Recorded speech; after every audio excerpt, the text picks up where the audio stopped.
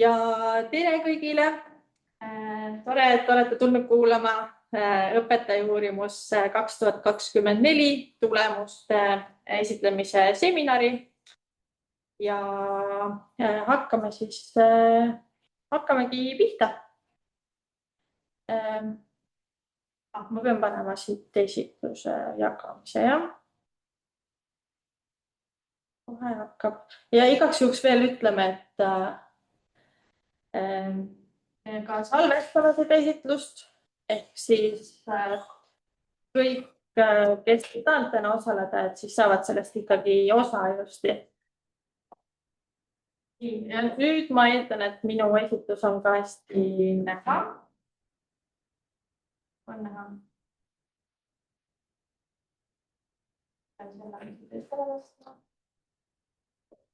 Hakkamegi pihta.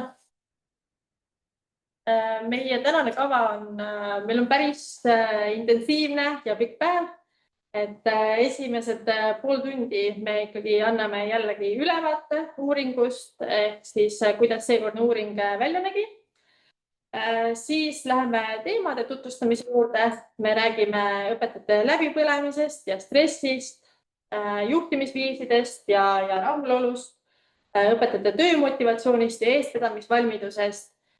Siis me teeme väikese 15-minutilise pausi ja pärast seda siis Berit Silvia saab rääkida sooliste uskumuste teemast, räägime ka tehisintellekti kasutamisest õppetöös ja lõpus väikene arutelu ka, kus me saame siis põhisõnumid kokku võtta ja arutleda nende üle. Ja ma usun, et me võime teha niimoodi, et kui kellelgi on küsimusi, siis saab ka jooksvalt küsida neid esitluste jooksul ja võib siis kirjutada chati. Meil on chatil inimene hoiab silma peal ja võite ka kõva häälega küsida küsimusi. Et ei pea lõpu arutelu jaoks jätma neid küsimusi. Ja alustame siis uuringu läbiviimisest, et seekordne uuring toimus siis õpetaja uurimuses juba 6. korda alates 2016. aastast ja eesmärk on jätkuvalt anda siis koolidele tagasisidet nende õpetajate arusaamade ja suhtumise kohta erinevatel siis ajahetkedel oluliste aktuaalsete teemade kohta ja ka meile teadlastele siis anda võimalust tulemuste põhjal tehtud märkamisi ühiskonnas jagada. Ja seekord esmakordselt siis toimus uuring sügisperioodil. Varasemalt on alati jaanuaris-veebruaris toimunud, aga otsustasime, et kuna koolides jaanuaris ja veebruaris toimub tavaliselt ka Harno rahulolu uuring, siis me tõime selle enda uuringu natukene varasemaks. Ehk siis koolid said hakata registreeruma juba oktoobris ja siis küsimustikule vastamine algas novembri alguses ja lõppes detsembri keskel. Ja uuringu osalemise kutse saadeti kõikide üldhariduskoolide juhtidele ja varasemalt osalenud koolide kontaktisikutele. Ja uuringus osalemine loomulikult vabatahtlik, aga sarnaselt varasematele aastatele ka tasuline. Kui kool oli uuringusse registreerunud, siis kui uuring algas, saatsime lingi iga kooli kontaktisikule, kes seda siis oma õpetajaskonnaga edasi sai jagada ja küsitlusele sai vastata Qualtrics'i keskkonnas ja vastamiseks kulus umbes 30 minutit. Sarnaselt varasematele aastatele küsimustik oli nii kinniste kui avatud küsimustega. Seal oli tausta küsimusi nii soo kui vanuse kui ka näiteks töökogemuse kohta. Ja siis 3 avatud küsimust, millest üks oli näiteks, et kuidas olete kasutanud tehisaru oma töös õpetajana või ka näiteks, mis on teie arvates kõige olulisem asi, mis peaks Eesti koolis ja hariduses laiemalt lähiaastatel muutuma. Ja seda viimast küsimust on küsitud põhimõtteliselt alates 2016. aastast ja sellele küsimusele saadud vastused siis saatsime koolidele eraldi veel Exceli failina, et koolid siis saavad seda ise ka analüüsida neid vastuseid. Seekord osales uuringus siis 133 kooli, nendest enamus olid põhikoolid, kuid oli ka täistsüklikoole ja riigigümnaasiumeid. Põhikoolide all siis mõtleme koole, kus õpitakse 1. kuni 6. või 1. kuni 9. või ka näiteks 7.–9. klassini. Ja täistsüklikoolid on siis klassikalised keskkoolid, ehk siis kus õpitakse 1. kuni 12. või siis 7.–12. klassini. Ja riigigümnaasiumid on need riigi poolt hallatavad koolid, kus õpitakse 10.–12. klassini. Osales nii linna kui maakoole ja vastajaid oli seekord siis kõigist maakondadest. Kõige rohkem koole oli Tallinnast ja Harjumaalt, kuid ka Tartust ja Järvamaalt, Ida-Virumaalt ja nii edasi. Osales siis seekord ligi 4000 õpetajat ja kõige rohkem õpetajaid vastas põhikoolidest. Ligi 900 õpetajat vastas ka riigigümnaasiumist ja ligi 800 õpetajat vastas täistsüklikoolist. Ja enamus õpetajaid olid siis eesti emakeelega õpetajad, kuid oli ka ligi 400 vene emakeelega ja ligi 100 õpetajat, kelle emakeel on siis muu keel. Sarnaselt varasematele aastatele oli osalejatest siis 86% naised, 12% mehed ja 55 õpetajat siis ei soovinud oma sugu avaldada või olid siis muu soo esindajad. Õpetajate keskmine vanus jällegi sarnaselt varasemale korrale aastast 2023. Keskmine vanus oli siis 47 eluaastat. Noorim vastanud õpetaja oli 20-aastane ja kõige vanem vastanud õpetaja oli 84-aastane. Ja keskmine töökogemus umbes 18 aastat ja kõige kauem töötanud õpetajana töötatud aeg oli 64 aastat. Haridustasemete osas kõige rohkem vastanuid olid siis magistrikraadiga ja ligi 15% ka bakalaureusekraadiga, aga ka 28 õpetajat vastas, kellel on doktorikraad. Kõige suurem grupp ehk siis ligi 42% õpetajatest oma töölepingu järgi töötavad siis 1,0 koormusega, aga 25% ehk siis 1/4 õpetajatest märkis, et nemad töötavad suurema kui 1,0 koormusega. Kõige rohkem õpetajaid vastas siis klassiõpetajate hulgast, aga ka matemaatikaõpetajaid oli palju, oli eesti keele õpetajaid ja põhimõtteliselt kõik ained olid mõnusasti esindatud. Ja seekordses uuringus oli meil 3 peamist suurt teemagruppi. Koolikultuur sarnaselt eelmisele õpetaja uurimusele koosnes siis 3 teemast, aga varasemalt oleme siis ka kaardistanud õpetajate valmidust võtta eestvedaja rolli koolis ja andmete kasutamist kooli juhtimisel. Ja uus teema koolikultuuri all oli seekord õppimist toetavad juhtimisviisid. Samad teemad, mis olid ka eelmises õpetaja uurimuses, on siis õppimise ja õpetamise plokis, ehk siis autonoomiat versus kontrollitud motivatsiooni toetava õpetamise tõhusaks pidamine ja siis õpetajate uskumused, enesereguleeritud õppimise suhtes ja ka hinnete tähtsustamine. Uus teema seekord oli õpetajate õpimotivatsioon, õppida koostöises vormis ja ka õpetajate töömotivatsioon, ehk siis 2 sellist motivatsiooniga seotud teemat. Ja sarnaselt varasemale oli meil ka vaimse tervise plokk uuringus, kus olid siis läbipõlemise skaala ja rahulolu, ehk siis rahulolu näiteks kooli juhtimisega, suhetega koolis, töökorraldusega ja töö sisuga. Ja uus küsimus oli siis ka õpetajate stressi kohta.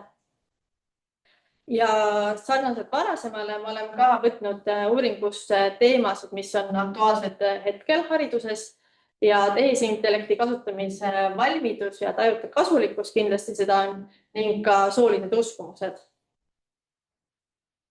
Nii, kas praegu on küsimusi tekkinud vahepeal kellelgi Zoomis või ruumis uuringu korraldusliku osapoolest kohta? Meil on vaikus. Ja Zoomis on ka. Ei ole küsimusi. Hästi. Aga lähme siis edasi. Tulemusi esitasime seekord mitte PDF-formaadis, vaid kooliuuringu kodulehel. Ja tulemused esitasime nõnda, et iga teema kohta on meil eraldi lehekene, kus siis saab iga kool oma tulemustega tutvuda ja sarnaselt varasematele uuringutele, mis meil on juba välja kujunenud, esitasime koolide tulemused siis näiteks pilvejoonistel ja iga kool on siis tähistatud numbriga ja seda numbrit peaks teadma kool, iga kool ise, ehk siis meie neid numbreid kellegiga jagama ei hakka. Ja õpetaja uurimuse kodulehel oleme välja toonud ka kõik vajalikku, mis kohe esilehel, et mis aitab võib-olla neid tulemusi kõige paremini lugeda ja ka tõlgendada. Aga Mikk tuleb, räägib meile nüüd natukene, et kuidas neid tulemusi paremini vaadata ja siis vaatame edasi. Ja, tere minu poolt kõigile, et ma usun, et paljud on juba käinud kodulehel ja neid tulemusi vaadanud, aga võib-olla põgusalt vaatame üle, kuidas siis kodulehel sel aastal need tulemused esitatud on. Siin on nii-öelda teemade kaupa ja iga teemade juures me pakume siis erinevaid teema lahti. Näiteks koolikultuur ja juhtimine, millest natuke selle pärast hakatakse rääkima, pakume siis erinevaid jooniseid. Et nagu Pireti on mainis, siis iga munke või iga number tähistab siis ühte kooli ja ma juhin tähelepanu, et tegelikult kõik need nii-öelda võimalused on siin klikitavad, mis tähendab, et kui ma näiteks soovin siia joonisele jätta ainult põhikoolid, siis ma võtan kõik teised ära, näiteks või põhikooli keskmine, siis ma näen ainult põhikooli tulemusi. Ja võib-olla selline oluline on veel märkida, et see skaalad nii X-teljel ei hakka nullist, vaid kui me saime need mahutada mugavuse mõttes niimoodi ära, et antud juhul näiteks hakkab 3-st ja 4,8, siis oleks neid natukene mugavam vaadata. Ja iga kooli peale minnes siis tegelikult väikses pop-up aknas avaneb siis selle konkreetse kooli konkreetne tulemus ja kas siis see tulemus näiteks on ka statistiliselt oluline, siin on ka standardhälbed kirjas. Nii et tegelikult saab siin siis niimoodi neid tulemusi vaadata. Kui ma siit edasi lähen, siis me pakume igal ploki lõpus ka sellist ämblikku joonist, kus siis on võimalik, kus siis on mitu nii-öelda skaalad korraga peal ja on võimalik võtta näiteks konkreetne enda kool ja näha siis enda kooli tulemusi lähemalt. Ja kui peale minna, siis järjekordselt on võimalik näha siis neid tulemusi täpsemalt. Ja niimoodi siis iga teema juures.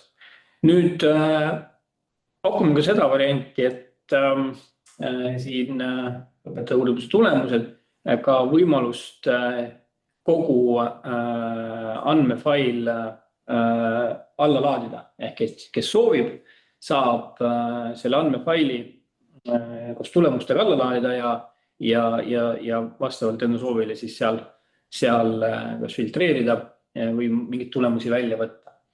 aga jah, et selline on siis see moodus, kuidas me neid andmeid sel korral esitame. Ja ma loodan, et selles mõttes on kõik saanud sellega aega tutvuda ja oma käega juba proovida. Aitäh! Selle kohta on küsimusi.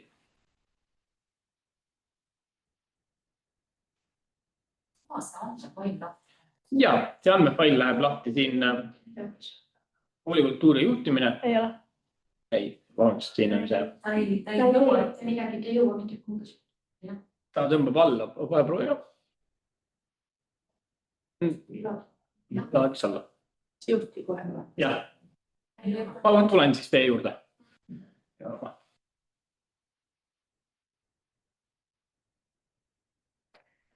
Aga siis saame vist lähme sisu juurde. Üks asi veel enne, kui me lähme sisu juurde.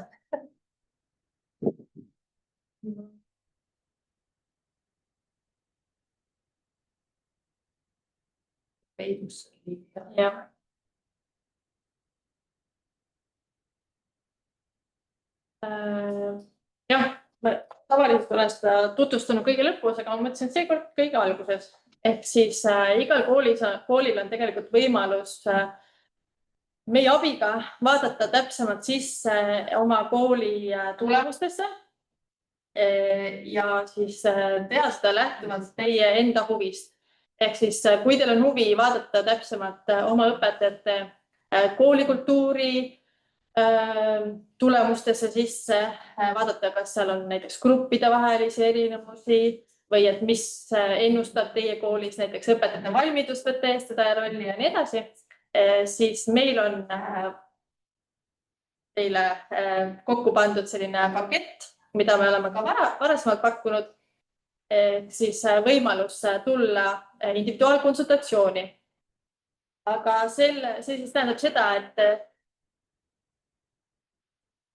uuritakse vahepeal sinna, et saate ennem välja mõelda, et millele te vastust soovite saada ja siis missuguseid teemasid lähemalt uurida ja kuidas seda võiks teha, kui te ise ei jaksa näiteks neid küsimusi välja mõelda, et siis võime teha ka sellise kiirkonsultatsiooni, kus me paneksime koos need nii-öelda uurimisküsimused siis paika, et mida siis teie andmetest lähtuvalt võiks täpsemalt edasi analüüsida. Ja nende analüüsidega siis on nii, et nende ajaline kestus on siis umbes 1 nädal ehk siis 5 tööpäeva ja sellega tuleb siis arvestada ehk siis nädal ette kindlasti enne meie kohtumist siis saate need küsimused või vähemalt need paika siis koos panna.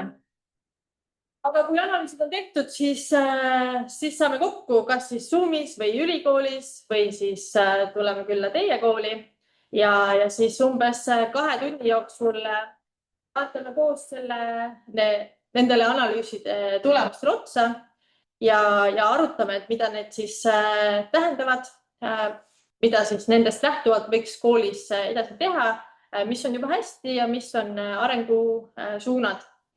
Ja pärast kohtumist saadame kindlasti ka selle analüüside kirjaliku kokkuvõtte. Need konsultatsioonid võiksid hakata toimuma alates septembrist, kuna nüüd on juba kooliaasta lõpp ja kõik lähevad kindlasti ka puhkusele, aga võib-olla mõne siis konsultatsiooni siia juunisse veel saab vajadusel kokku leppida. Konsultatsiooni hind on siis 300 € pluss käibemaks ja kui te olete sellest huvitatud, siis saate kirjutada kooliuuring@tlu.ee ja siis saame täpsemalt edasi rääkida.